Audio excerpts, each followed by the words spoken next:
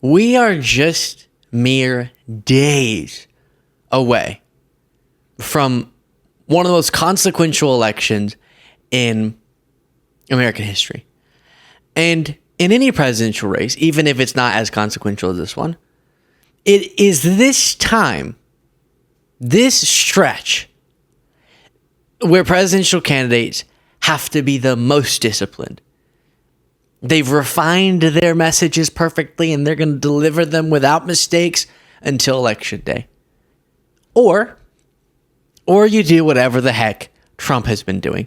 And I want to check in on clips from a couple of rallies over the last few hours, few days, 48 hours, I don't know. And these just keep getting worse. Every rally, it seems, is his worst rally, as you're about to watch. Harris, that we've had enough. We think you're a horrible person. We think you're a liar. And we hate. So just, something happened with his throat there. But I'll start this over. First, click that subscribe button. I promise I'll stop bothering you so much about it once we get to 1 million subscribers. But then second, it's just total chaos breaking out. People screaming. This is mayhem. Harris, that we've had enough. We think you're a horrible person. We think you're a liar. And we hate, right? We think you're a liar. We think you're not a smart person, and we're tired of having stupid people run our country. And we're going to say, Kamala, you're fired. Get the hell out of here. Get out of here.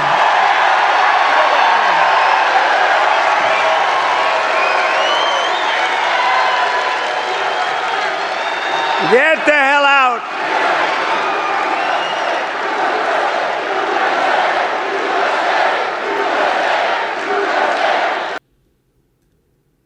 I'm going to remind you what past Republican rallies looked and sounded like so that we don't forget how absurd the rhetoric of Trump, of course, the actions of Trump really are. But first, one more example of how Trump likes to insult people's intelligence. I think the other one asking the question is dumber than Kamala. So that's like, she's a dummy. I watched her over the years. That is one dumb woman. Sorry. I'm sorry, women. She's a dummy. Wait a minute.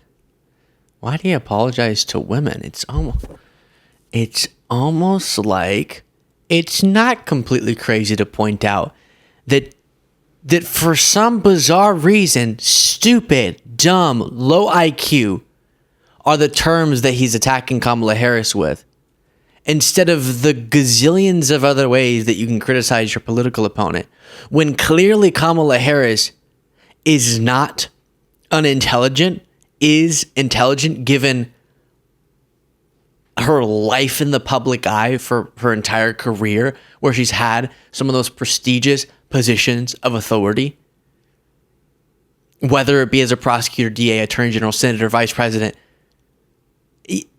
Criticize her, go for it. But really, you're going to be a little child on the playground and call her stupid? And the way that his brain associated, sorry, women, with that attack, fascinating to me. One more clip before getting to the comparison to John McCain, then we'll get back to these rallies. Go over some of those beautiful windmills. They're falling down, by the way. They're all over the place. They're all over the place. That gorgeous, beautiful Pennsylvania countryside. They got these big, ugly suckers hanging down. They're rusting and rotting. Half of them weren't spinning, and the ones that were going so slow. They were going, it's not too windy, but, you know, they're going like slow. The other ones were just dead, but they're all rusting and disgusting looking. And then, you know, the environmentalists say that it's also, very importantly, the most expensive form of energy there is. You cannot get more expensive. The wind, it sounds so wonderful. The wind is bullshit. I'll tell you, it's horrible. So expensive. What a weird quote. Imagine if you made a big boy bingo card for before Trump got into politics, things that would be said by presidential candidates, I don't know if you would have quote unquote, the wind is bullshit on it. I don't know if that would be on your bingo card. Now, before getting back to Trump's rallies, and obviously Trump was talking out of you know where with the facts he was citing there, but we don't have time for that.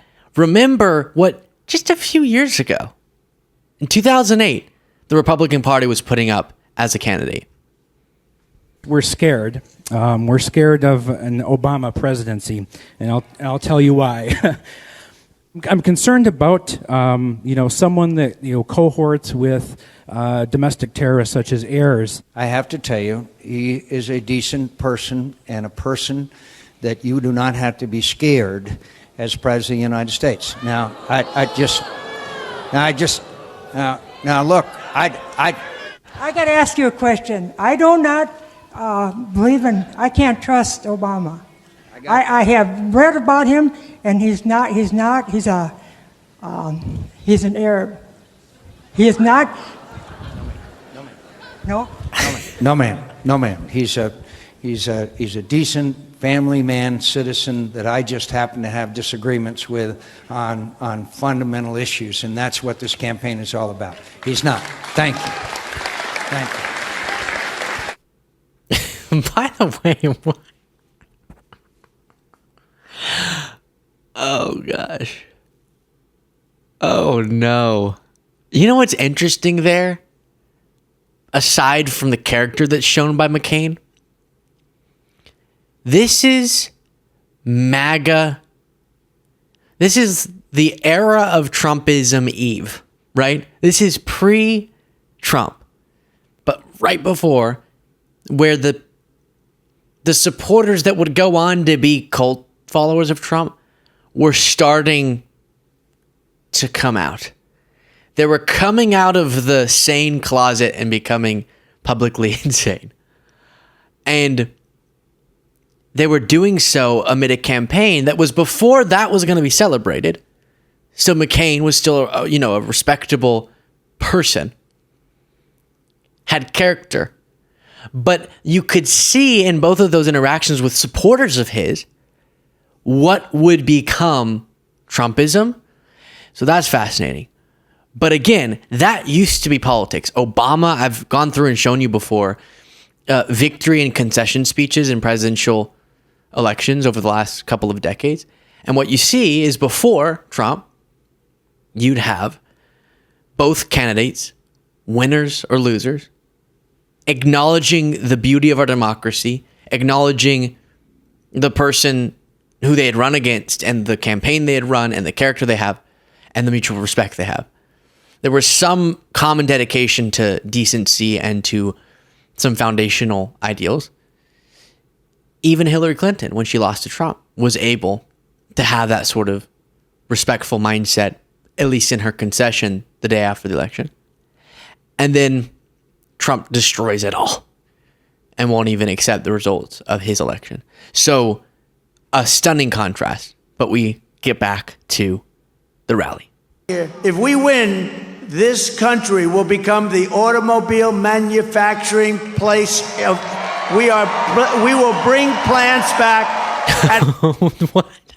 That's a glitch and a half. Manufacturing place of. We will bring plants back at levels that haven't been seen for 50 years in this. So there's that. Lots of promises. He struggles to explain how he'll do any of those things. And that's an important point, by the way. Remember, saying there are problems is so easy. Anyone, a baby, can do that. Point and go, that's not good.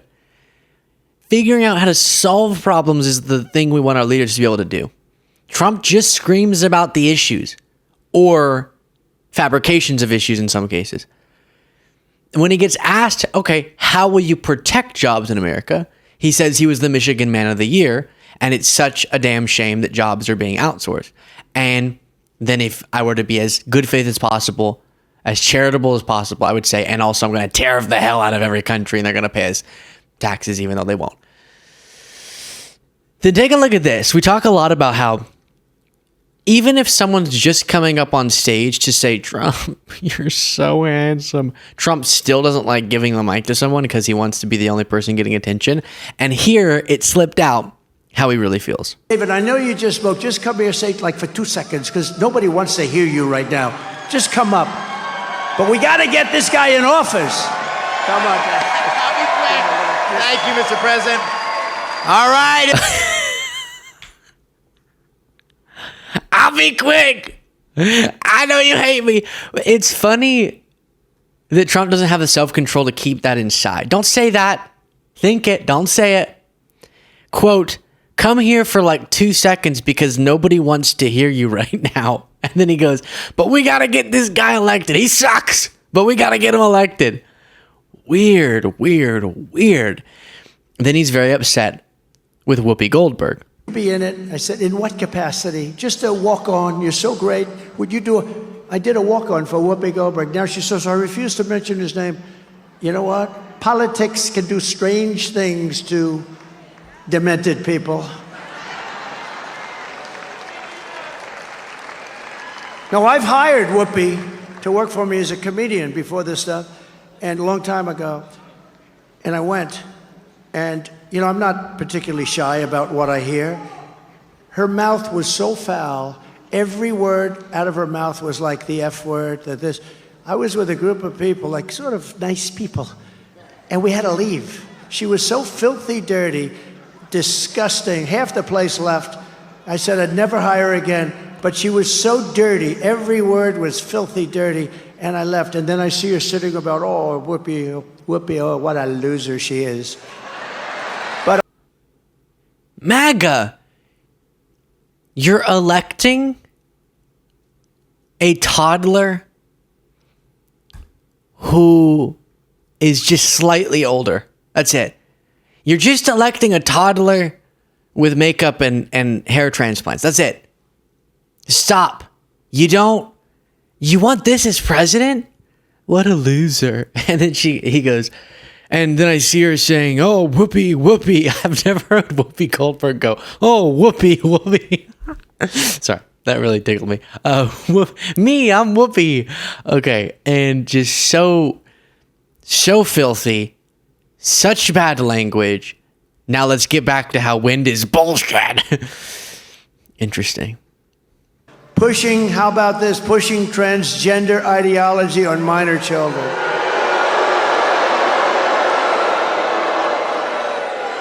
How about that one? Your child goes to school and they take your child, it was a he, and comes back a she. And they do this. And they do it. And often without parental consent. Can you even believe we're saying this? We can't, because it's not happening. Yeah, and he keeps saying that they'll go to school. And there, it was more vague, but the theory that he's working off of is that kids are being sent to school and coming back having had a surgery done to physically change them into, like a sex reassignment surgery. I saw someone say, do you know how many times I had to go pick up my kid because they wouldn't even give him Tylenol or something at the school? They're not doing that, I can tell you for sure. Then this. And the women are going to like Trump. I think they like me anyway. I think it's all bullshit, you know? They make it up.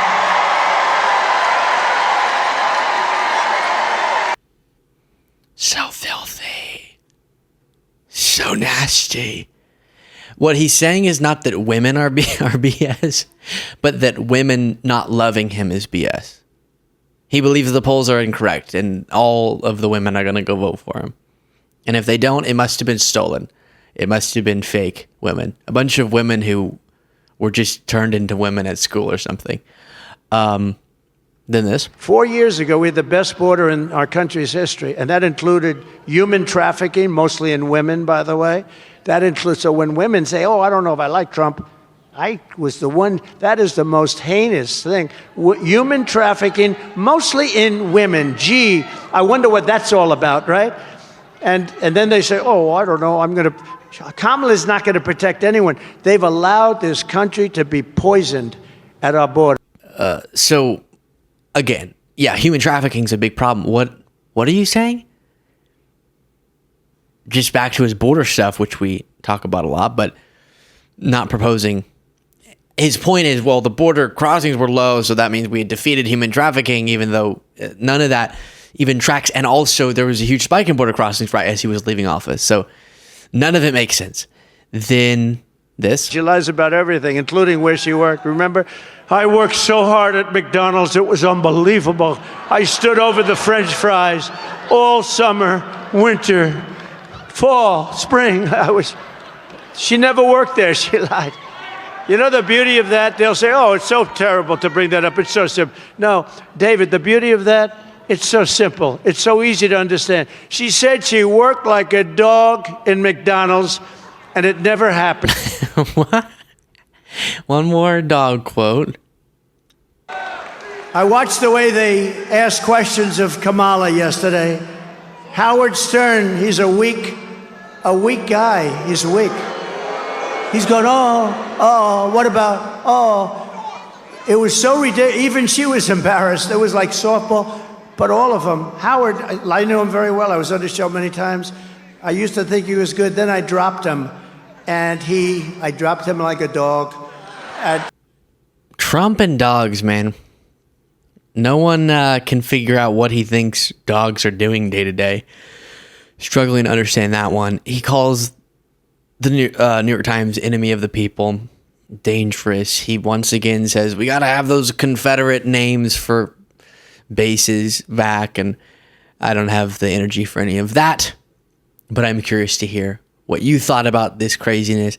I know some of us are fatigued. I'm fatigued. Hello. Going over the amount of this content that we do.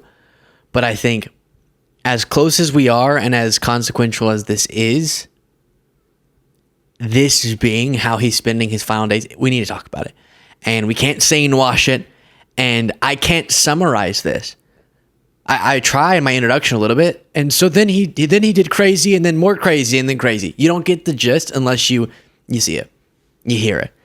And it's exhausting, but I think it's necessary as long as we properly contend with the absurdity as we're doing. So tell me what you thought in the comments. Support the show. Get the bonus show by clicking the join button below.